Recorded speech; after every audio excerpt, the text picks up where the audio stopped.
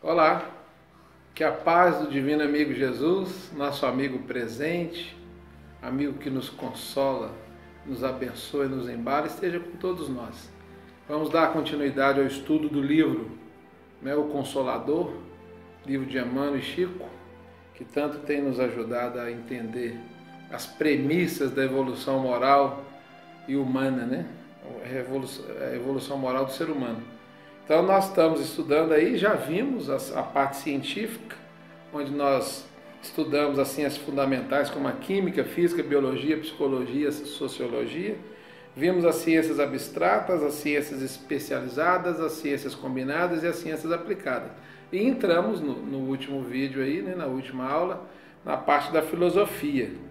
Nós vimos a parte da vida, que a filosofia nos liga com a vida, com a necessidade da nossa evolução. Até a pergunta 124, que foi qual a importância da palavra humana para as conquistas evolutivas do espírito.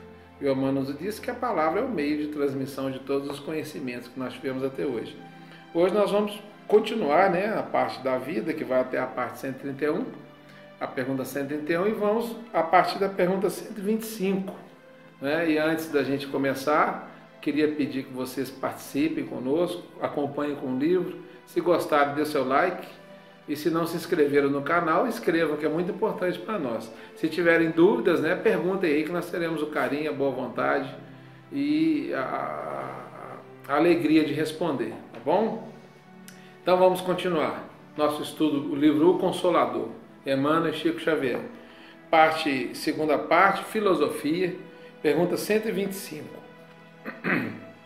Reconhecendo que os nossos amigos do plano espiritual estão sempre ao nosso lado, em todos os trabalhos e em todas as dificuldades, a fim de nos inspirar, quais os maiores obstáculos que a sua bondade encontra em nós, para que recebamos o seu socorro indireto, afetuoso e eficiente? Se eles estão sempre conosco, o que dificulta mais para eles, em nós, de nos ajudar?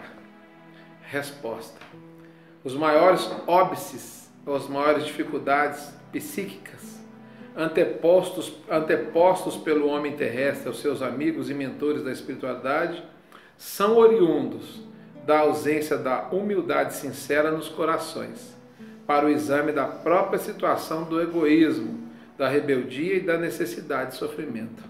Olha que coisa! A espiritualidade amiga está nos ajudando com Jesus acima de tudo. Mas se nós não entendermos a nossa necessidade do que nós passamos, se nós não tivermos humildade para examinar essa situação, nós vamos ter egoísmo, rebeldia e então necessidade de sofrimento. Nós temos que entender o porquê disso. Entendendo, o auxílio é melhor. Revoltando, sendo egoístas, nem Jesus ajuda-se aquele que não quiser o auxílio dele. Pergunta 126. As vibrações relativas ao bem e ao mal, emitidas pela alma encarnada no seu aprendizado terrestre, persistem no espaço para exame e ponderação do futuro? Ou seja, aquilo que emana de nós fica gravado no espaço para que no futuro possa ser examinado e ponderado? Resposta: à vez de convir conosco que existem fenômenos físicos transcendentes em demasia, para que possamos examiná-los devidamente na pauta exígua dos vossos conhecimentos atuais. Ele está falando que nós temos pouco conhecimento para examinar aquilo que a gente precisava, que poderia ser examinado. O conhecimento nosso é curto, é pequeno. Todavia, em se tratando de vibrações emitidas pelo espírito encarnado, somos compelidos a reconhecer que essas vibrações ficam perenemente gravadas na memória de cada um. E a memória é uma chapa fotográfica, onde as imagens jamais se confundem. Bastará a manifestação da lembrança para serem levadas a efeito todas as ponderações, mais tarde, no capítulo das expressões do mal e do bem, ou do bem e do mal. Ou seja, não precisa ter um lugar próprio no espaço para ficar guardado ou gravado o que desprende da alma. Tá gravado na própria memória desse espírito. E no momento certo, com o comando certo, vem à tona, para poder ser avaliado e analisado nas todas as ponderações do bem e do mal. 127. o preceito do corpo, o preceito que diz corpo são e mente sã, né? Ou o preceito do corpo são, mentalidade sadia, poderá ser observado tão somente pelo hábito dos esportes e dos labores atléticos? A pergunta, corpo são, mente sã. Dá para observar isso só no hábito de esporte e labores atléticos? Resposta. No que se refere ao corpo são, o atletismo tem papel importante e seria de ação das mais edificantes aos problemas da saúde física.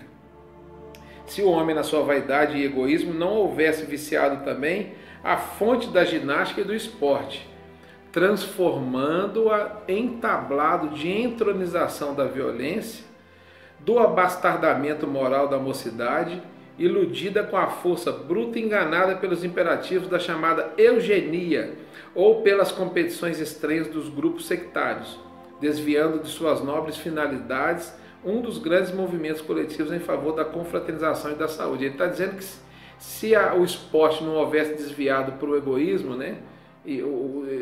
Atletas hoje não são atletas, mas são artistas, né?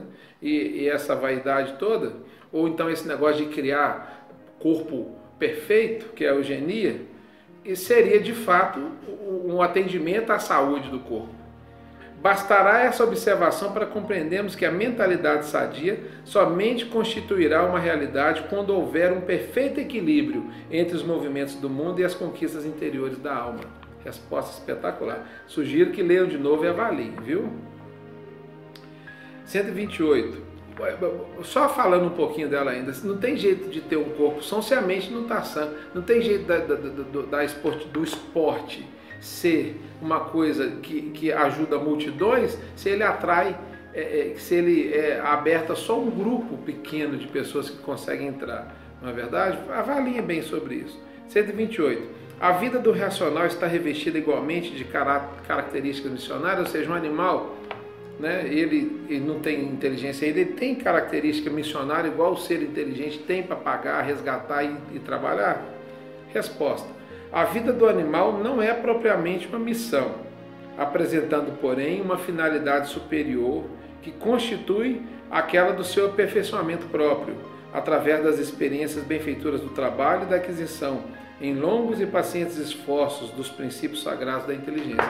O animal não tem uma missão, mas o que o animal passa, o princípio inteligente está lá abraçando ele está evoluindo também. Agora nós vamos entrar numa pergunta 129, que não deveria ser motivo de polêmica, mas até dentre os espíritas causa polêmica, né? E dentre diversas religiões do mundo.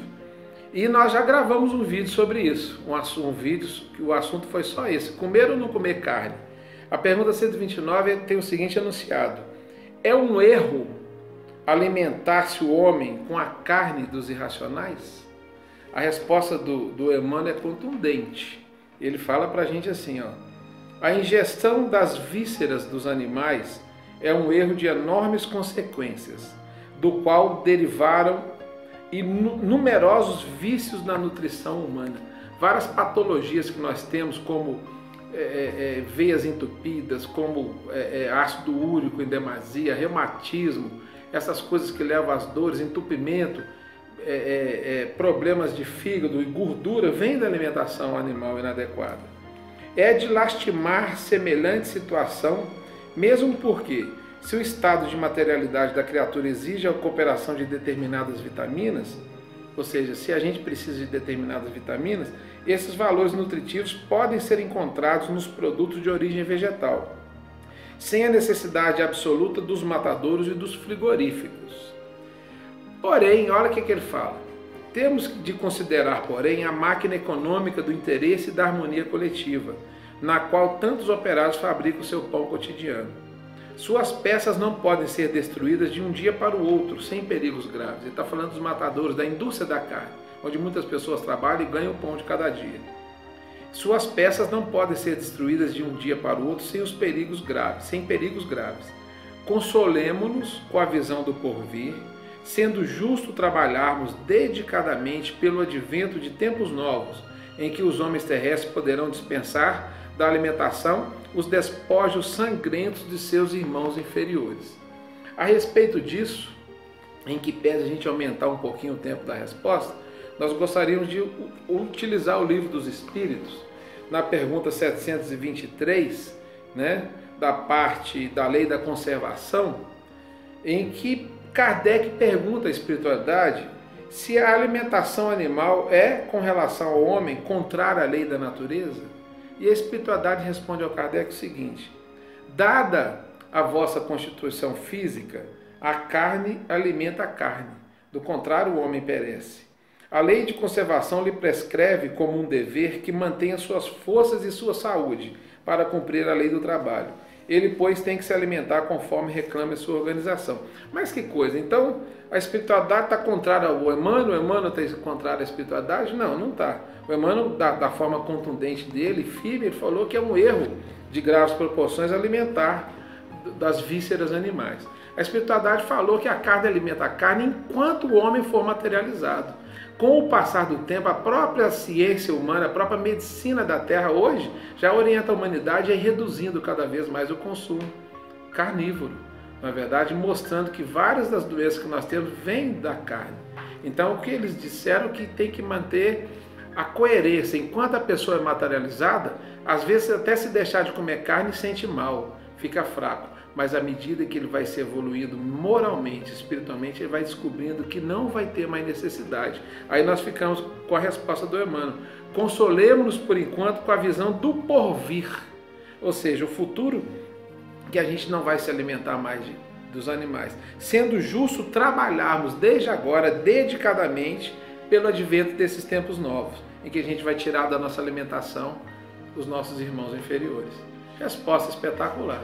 Não é? Se a gente puder, a gente deve ficar sem comer carne, mas de acordo com as nossas necessidades. Pergunta 130. Operários do aprendizado terrestre, como devemos encarar o texto sagrado, né, da Bíblia, que diz assim: lembra-te do dia de sábado para santificá-lo? Como devemos encarar esse texto quando as obrigações de serviço proporcionam para isso, para a gente, os domingos? A gente vai estar contra os textos sagrados se a gente não descansar no sábado?